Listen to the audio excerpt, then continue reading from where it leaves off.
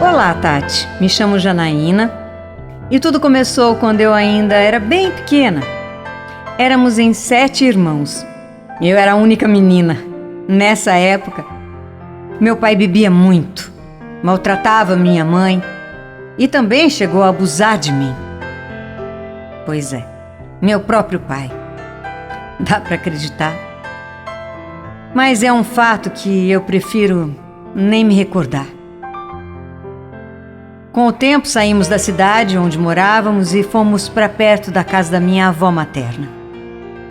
Passei um tempo feliz lá, porque meus avós viviam numa fazenda e lá eu fiquei sob os cuidados deles até que os meus pais encontrassem uma casa para a gente morar.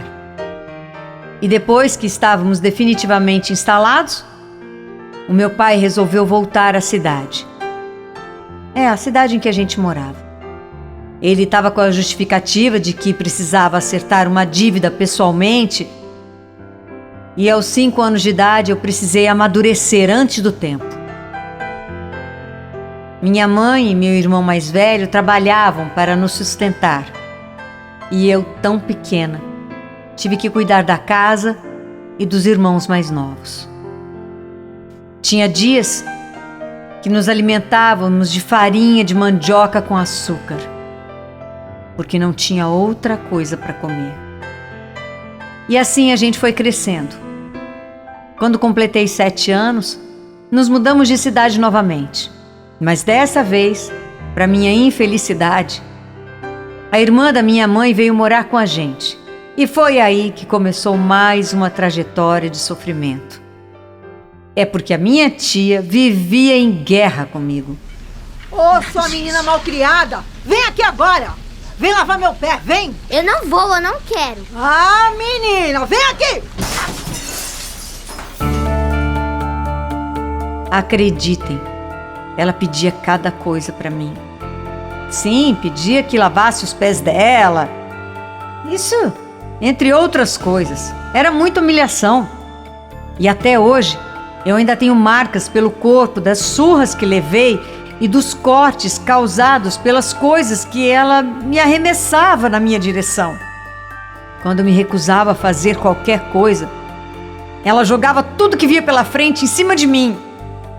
E foi assim por quase 1 ano.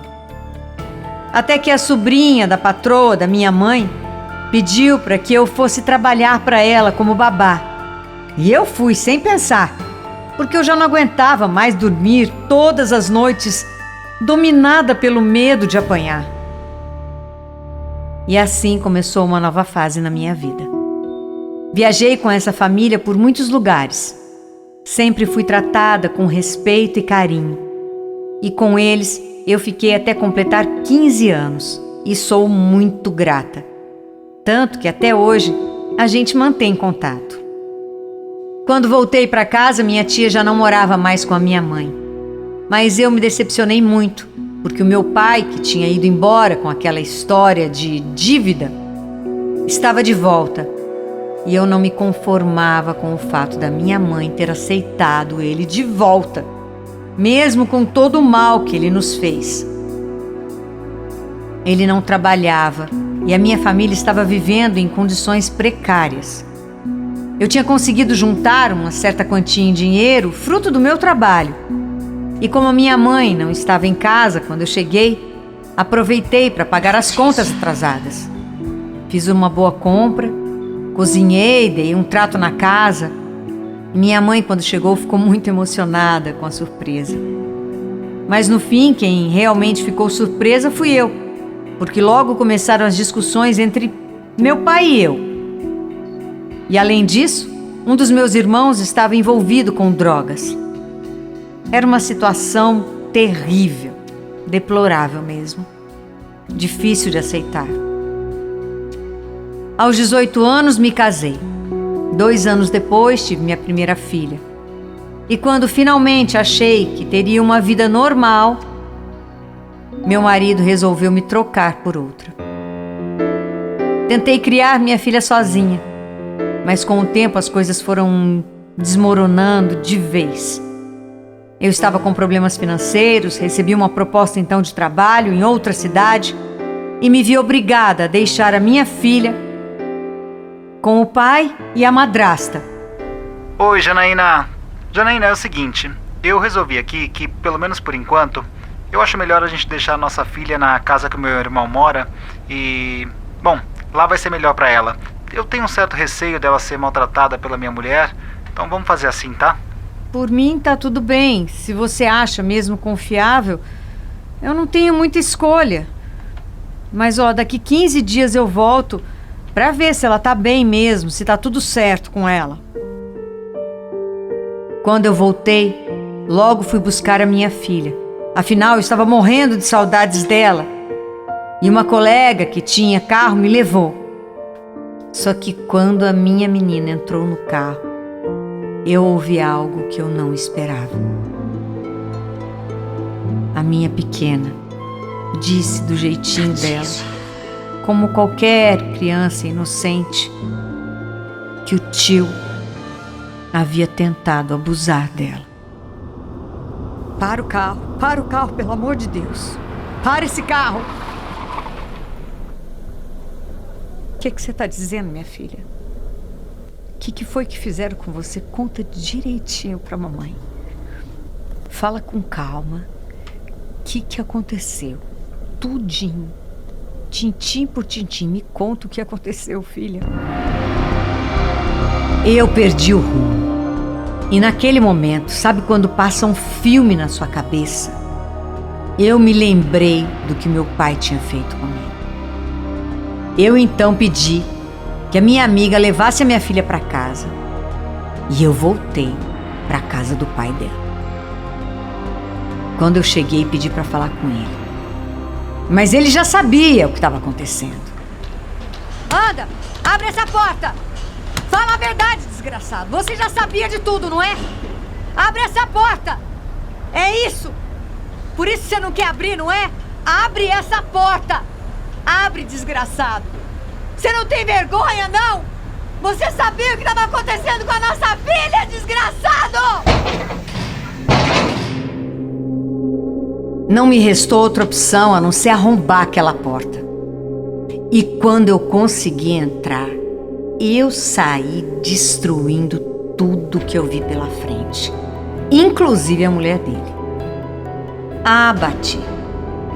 Bati nele, bati nela, até que a polícia chegou e foi todo mundo para a delegacia. Lá eu contei tudo o que estava acontecendo, o motivo de tudo aquilo. Aí a minha menina precisou fazer exames e eu havia perdido o chão. Mas eu tinha que seguir com aquilo, afinal de contas, eu tinha que tomar uma providência. Confesso que fiz muitas coisas das quais eu não tenho orgulho. E como o irmão do meu ex-marido era menor de idade, infelizmente ele ficou impune. O tempo foi passando. Nunca mais me separei da minha menina. Me casei novamente, tive outro filho e mais uma vez me separei quando meu filho estava com 7 anos. E depois tive um terceiro relacionamento, que também não deu certo. Em resumo, muitos anos passaram e já cheguei à casa dos 50. Já tenho meus netos, que são a minha maior felicidade. Construí uma casa própria para minha mãe, que também foi uma rainha, uma grande guerreira. Terminei os meus estudos. Tenho várias profissões e uma família maravilhosa. Meus filhos, meus netos, minha mãe. É por eles que eu me levanto todos os dias, a razão da minha existência. Tenho imensa gratidão a Deus por nada ter atrapalhado a vida da minha filha.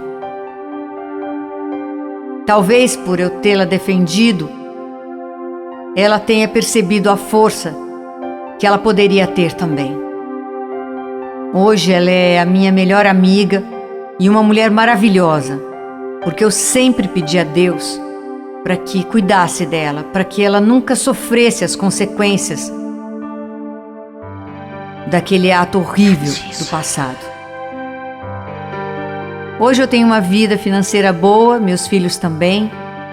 Consegui me curar de uma depressão profunda e ainda tenho esperanças de encontrar a minha verdadeira cara-metade. O homem que ainda pode preencher um vazio que ficou dentro de mim. E por fim, quero agradecer a oportunidade de poder fazer esse desabafo aqui na Nativa. Porque ninguém sabe de tudo que passei. Mas pelo menos podem saber um pouco da minha história e saber que eu venci. Aconteceu comigo.